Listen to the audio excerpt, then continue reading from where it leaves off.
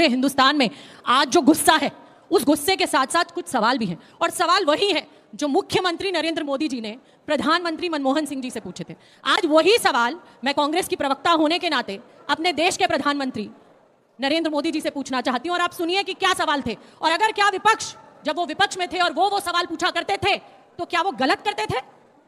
और आज अगर वो विपक्ष सवाल कर रहा है तो वो विपक्ष कैसे गलत हो गया? मैं वही सवाल और वही रिकॉर्डिंग आपको सुनाना चाहती हूं, आप सुनिए, ताकि गौरव जी जो यहां कह रहे हैं वो भी दूध का दूध और पानी का पानी हो जाए। उनके पास शस्त्र और बारूद कहां से आता है? जो आपके कब्जे में है उसको तो संभालो, और जो विदेश से बारूद आता है, शस्त्र आते हैं, आतंकवादियों के पास पहुंच जाते हैं, उसको तो रोको। या प्रधानमंत्री, आप इतनी निगरानी नहीं रख सकते? ये जो धन विदेश से आकर के आतंकवादियों के पास जाता है, आपके हाथ में है, आप उसको क्यों नहीं रोकते हैं? प्रधानमंत्री जी, आप मुझे बताइए, सीमाएं आपके हाथ में है, कोस्टल सिक्योरिटी आपके हाथ में है, बीएसएफ सेना सब आपके हाथ में है, नेवी आपके हाथ में है, कि विदेश से घुसपैठ के कैसे घुस जाते हैं? आप जवाब दीजिए। व्यवस्था आपके पास है, सारा कम्युनिकेशन भारत सरकार के अंडर में है। मैं पूछना चाहता हूं प्रधानमंत्री जी को, इस विषय में आपने क्या किया है?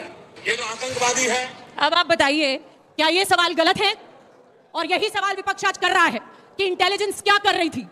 आतंकवादी आए, जैसे प्लेग्राउंड में घुस आए, हमारे लोगों पर धड़ धड़ धड़ धड़ गोलियां चलाई, हमारे लोग शहीद हो गए, और उनके लिए खुले थे रास्ते, ना कोई चेक पोस्ट, ना कहीं कोई पूछताछ। जैसे मारने के लिए आए वैसे ही मारकर हमारे लोगों को भाग गए।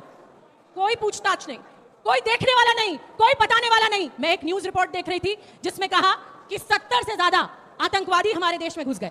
ये इंटेलिजेंस की रिपोर्ट है, जिसके लिए सरकार की मार्च और अप्रैल में मीटिंगें भी हुई। लेकिन मीटिंगें होने के बाद आपने क्या किया? पहलगाम जैसे एरिया, सेंसिटिव एरिया को आपने एक भी आर्मी का जवान वहां 2000 से ज्यादा पर्यटकों के लिए छोड़ा नहीं। मुझे बताओ मेरे देश के बच्चों, क्या ये सवाल वाजिब नहीं है?